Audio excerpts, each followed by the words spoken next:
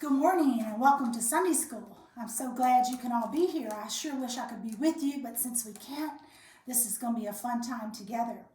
So we have our little altar set up for fall. I want to remind you that we're in the season of Pentecost. We see our season chart over there, and we have green because we're in the season after Pentecost, meaning things are still kind of growing a little bit. So we're going to light our candle. Well, let's see. There it goes. And we're going to say our prayer. So let's bow our heads and say our prayer. Loving God, thank you for today. Thank you for each family and each person at our Sunday school. Help us to be kind to others and always love others as you would love us. Amen. So last week, Ms. Tanya told you about the gold nugget box. And I see it over here, and I wonder what's in it today. It sounds like something's in there, maybe a gold nugget. So let me take a peek. Well, there is something in here. And I think at home you made your own gold nugget boxes so that you could have a nugget in each week. So let's unwrap this and see what's in here. Okay. Our treasure's coming out. All right. God gives me strength and energy so I can help others. So that's our affirmation and our theme for today. God gives me strength and energy so I can help others. We're going to just lay it right here so that we remember it throughout. Now, you know the game you can play with your treasure box. You can take it and put the nugget in it and then hide it. And then have your parents or your brothers or sisters find it, and then they have to guess what the saying is in it for the week. So our story today is going to be all about God giving us strength and energy so we can help others. I want to show you something.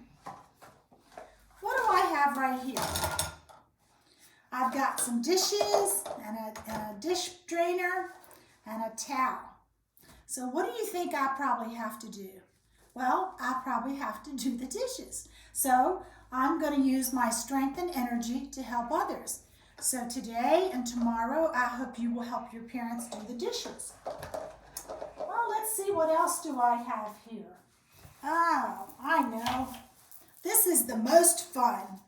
I have a broom. I didn't ride it for Halloween yesterday, but it sure would have made a good broom for a witch, don't you think? But you know what we have to do with the broom and the dustpan? We have to help clean up the messes around our houses. So I hope in the next few days and all this week, you will use your energy and strength to help others. Okay, and then let's see, what else do we have? I have a trash can. So, do you like emptying the trash? Well, at our house, I'm really, really lucky because Dr. Darrell always empties the trash. So what do these things all have to do with our story today? Well, let's see what happens because they can be a very good thing. Let's listen to our story. Megan had moved to a new town and was trying to like it, but she didn't. There was nothing to do and she didn't have any friends. School didn't start for a few weeks, and Megan's parents were busy with their new jobs. Megan also missed her brother because he was already away at college. Every day was long and boring. You kind of know what that feels like, don't you, right in this time of COVID?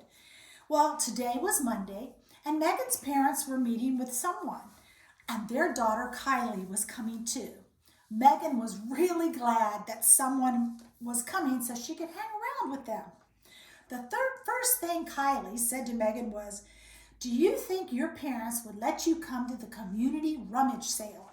We'll have fun." Now, maybe you don't know that word rummage, but it's kind of like a yard sale. So their parents dropped them off, and Megan discovered that Kylie didn't invite her to go shopping at the rummage sale. They were supposed to work. Everything was a mess, and Megan didn't know what to do. But Kylie showed her how to sort things and put them on the tables and make little different piles. And guess what? They emptied the trash. They collected things for customers and helped carry them out to their car. And Megan thought it was fun, but she thought it was still a little weird. So that evening, when Megan and her parents took a walk, they saw several people who had been at the rummage sale, and they waved and called out and said, "Hi, Megan, how are you?" Megan was making friends. On Tuesday, Megan was excited to go play at Megan's house, but immediately Kylie gave Megan a pair of garden gloves and said, "We get to pull weeds at my piano teacher's house. Let's go." Megan couldn't believe that Kylie thought pulling weeds was fun. But Kylie explained that she always helped out in exchange for a free piano lesson. They filled 2 whole buckets with weeds, and they laughed at a cat that had followed them.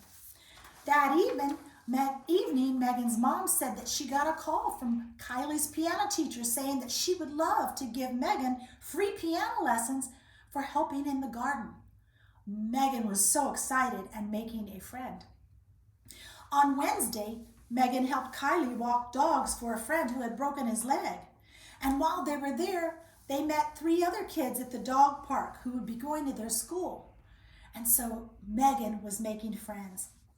On Thursday, Kylie's mom showed them how to make sugar cookies, and they gave some to the mail carrier and sent some to Megan's brother at college. Oh, he was going to really like that. After Kylie said it would be fun to surprise her mom and clean the kitchen. Now, Megan didn't think that was so fun, but she did it because she had a new friend. When Kylie called on Friday and asked if Megan wanted to go to the school playground, Megan was curious. "What, you just want to play? No work involved?" Kylie laughed and said, "Well, there's a service party planned to clean up the playground before school starts. It'll be fun." So they spent their time with spreading bark chips, picking up trash, and painting the fence. Megan and Kylie went on the swings. As they were swinging, Kylie said, "You seem happier than when I first met you, Megan." Megan admitted, "I thought you were weird because you thought work was fun. But now I have friends all over town. I'm going to have piano lessons, and my brother loves my cookies. It doesn't seem like work anymore. Helping just seems fun." What a great story. And that helps remind us that God gives us strength and energy so we can help others. And when we do that, we end up making the most wonderful friends. So today, I'm going to invite you to help do something, and I've sent a little packet home with your parents. So I'm going to move over to my cooking area.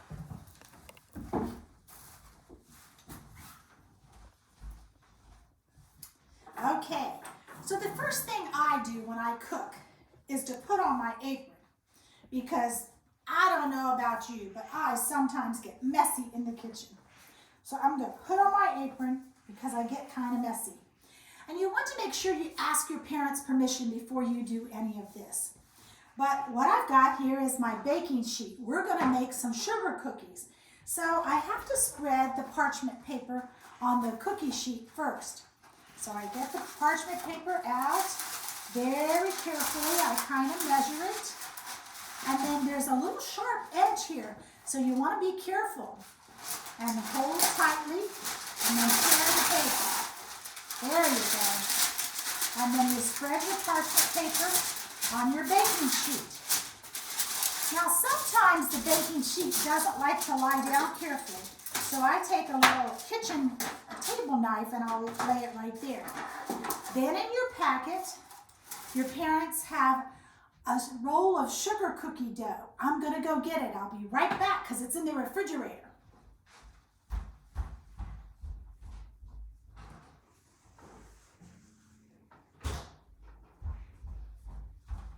All right.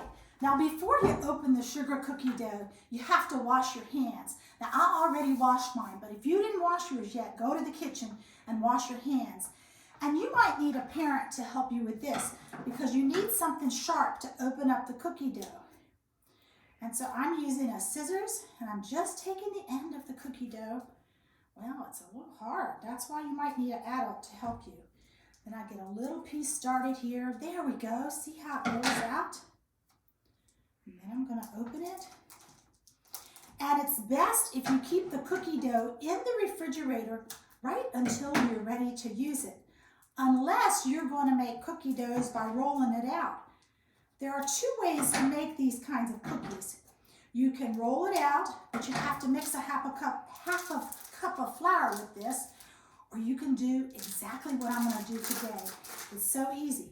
So then you want to put your trash away. Always put your trash in your trash can. And then you have this nice cutting board because we're going to make a cut. So we take our little sharp knife. Ask your parents if you may use a sharp knife, or maybe they will cut for you. And then you just make a nice little cut and you lay it down on the parchment paper. Now I'm going to lay some of these down and I'll show you how it works. Now if you take some of the dough, we're going to take a big piece of it, and you mix it with the flour and you roll it out, you put it on here. I don't have any flour here in your Sunday school room, but this is what you would do. You would roll it out very carefully like that and make sure it's nice and smooth. You might want to turn it over and roll the other side. Then you can take a cookie cutter and you can take the cookie cutter and press it in there and make a cookie. So that's the other way you can do it if you don't want to do it just like this. But I'm going to just make my cookies by making little round circles. So I'll roll this back up. See the nice circle it makes? So you get your whole tray filled with cookies. And then you put them in the oven. So ask your parents to put them in the oven. And it only takes about 10 or 15 minutes. Then after the cookie comes out, you're going to have fun decorating. So let me show you. Now I don't have a sugar cookie because I can't have gluten. So I have a piece of a cookie here, and I'm going to show you what we're going to do. So in your packet that your parents have is a beautiful little can like this with something marvelous on the top. Now be really careful when you open it, okay? So lay this aside, and then there's a little tab. So you pull this tab. Look at that, I got blue. So it's one of my favorite colors. So you take a little knife, not a sharp knife, and you put it on the cookie like this. After they're baked and cooled, now you will want to wait until they're cool, because if not, the icing will run. Then you have to be careful when you open this, or all of the pieces will come out. So make a little hole. I'm just going to make a little hole, can you see? And I'm going to put a couple like that. And then I'm going to put my little decorations on it. And there you have a beautiful sugar cookie that you can share with somebody else. Now, because I can't eat the sugar cookies, I went and made some gluten-free brownies. And I'm going to share these with Dr. Darryl because he works so hard and he helps me with all my videos. And you know, what was our golden nugget for today? God gives us strength and energy to help others. So God gave us strength and energy to make our cookies, and I hope you have a wonderful time. I'd like you to have your parents take a picture of your cookies, and then if you would send it to me, I would be so happy. Have a blessed day.